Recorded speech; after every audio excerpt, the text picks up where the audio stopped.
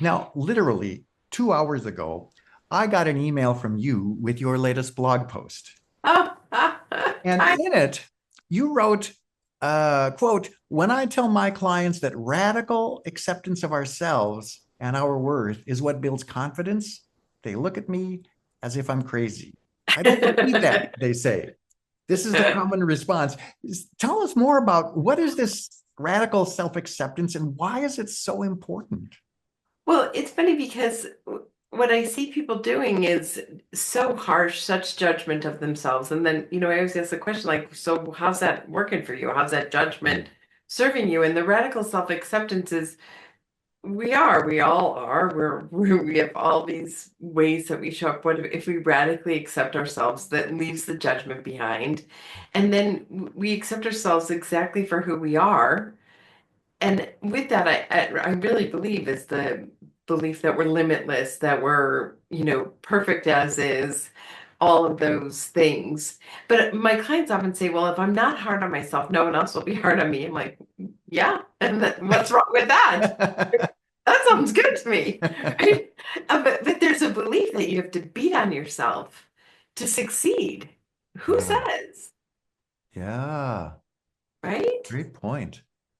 So, how do you define acceptance? I mean, I can think of when I've talked with clients about accepting something as it is. There's this look sometimes that says, "Well, you mean I'm supposed to feel bad, and this terrible thing is supposed to have happened to me? That doesn't feel right either."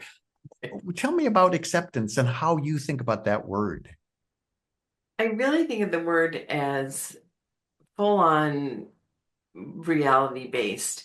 So, let's say I said something to somebody and I feel bad about it, and I'm not accepting that that's what I did or that's the situation. I can't change the past. I don't know if anyone knows this. Like, if I could, I'd be using that to my own best interest, by the way. I'd be retired. No, not really, because I like working, but I have money to retire, I'd say that. Um, but it's like, okay, this is what happened. Let's look at it. Let's look at it with possibilities. This is what it is, and go from there. And I think people spend so much time in regret and remorse and anger and, all of those things because they just won't accept what is. No. Yeah, sometimes I talk about the difference sort of between accepting something as it is and condoning it, or Right, that there's a difference there. right. There's a difference. Yeah, exactly. Accepting is this is without any judgment. It just is, Yeah, right? absolutely. And condoning means something more about this is the way it's supposed to be rather than Yes, this just is. right.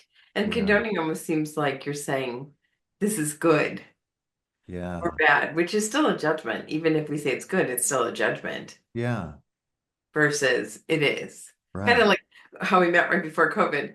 COVID was, I didn't enjoy it, but it was, anything I feel about it won't change that it was, Yeah, yeah, absolutely. right? Absolutely. I remember hearing Eckhart Tolle sort of talk about how when we're stuck in the mud, to get unstuck in the mud, we first have to recognize the fact that we are stuck. And then you Right? can move on. Exactly. If you don't know that, you're just gonna, it's kind of like, did you watch quicksand shows when you were a kid? Yeah. Batman was always in quicksand, like, right, and then they'd fight it and they'd be in more quicksand, kind of like that, right? The same thing with the mud. Yeah, absolutely.